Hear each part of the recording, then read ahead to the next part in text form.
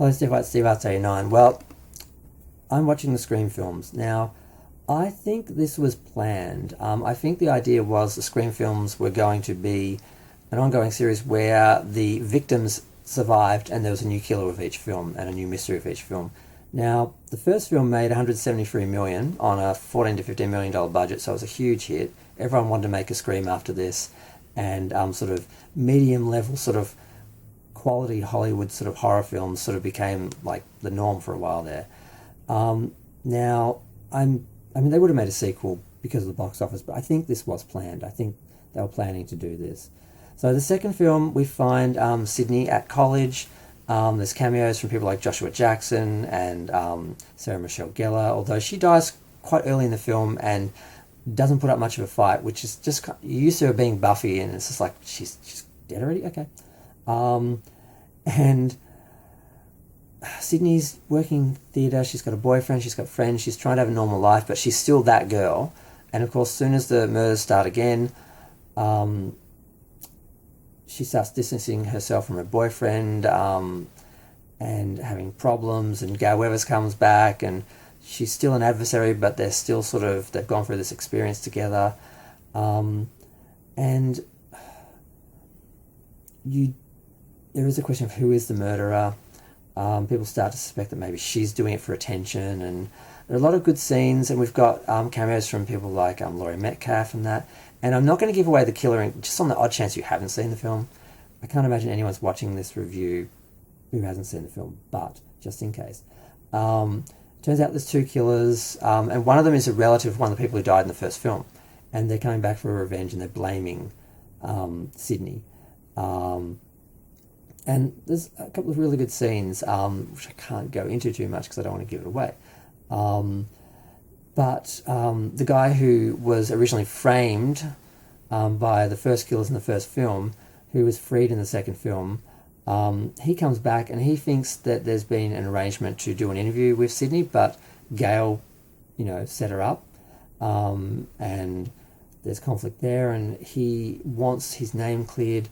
He wants Sydney to help, but she's sort of resisting, and negotiating that does help at the end. So he ends up being an ally because she basically agrees to sort of, help him in that. So he becomes sort of a sympathetic character on some level, but there's a moment or two where he is a suspect. But it's really funny though, watching these films now, knowing who the killer is in each film, you do see, unlike some films that cheat, where they don't give you any clues, like Friday the 13th, these films, you actually do get clues, and maybe you couldn't work it out, but at least you can see how that happened. Whereas some other horror films, they just have this twist ending at the end just to shock you, and actually you never had a chance of actually working it out, and it's very disingenuous for the film, for the audience. So again, great performances. You root for the victims. You don't want anything to happen to them. Jamie Kennedy, unfortunately, he does die in this film, and I think that was, I don't know, I guess that was the shock value factor where they wanted you to realise, the main characters can die, but will they? So it sort of helped in a way. It did make you fear for the other main characters, but I think he was probably one of them. I just think they should have kept him. And yeah, I think that's it, because without going into the specifics of various scenarios and that, but it was as big as the first film, made 171 million, so it made like 172 million, I think. So it made about like $1 million less, cost an extra 10 million to make, so 24 million, but still that's a pretty good profit. Everyone wanted to be in this film, everyone wanted to get onto these films, and they were huge, and it was a huge thing going to the film. And I nearly forgot the first scene. Damn. The first scene is sort of similar to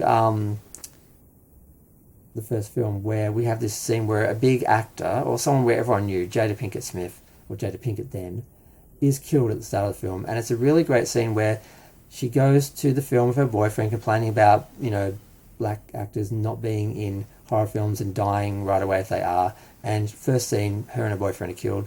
But she's killed by the Ghostface guy in the audience of the theatre, in front of everyone. He stabs her when she's sitting next to him. She gets up. He keeps stabbing her. Everyone's in Scream outfits, so at first they don't notice. Then they start to notice, but they think it's performance, promotion.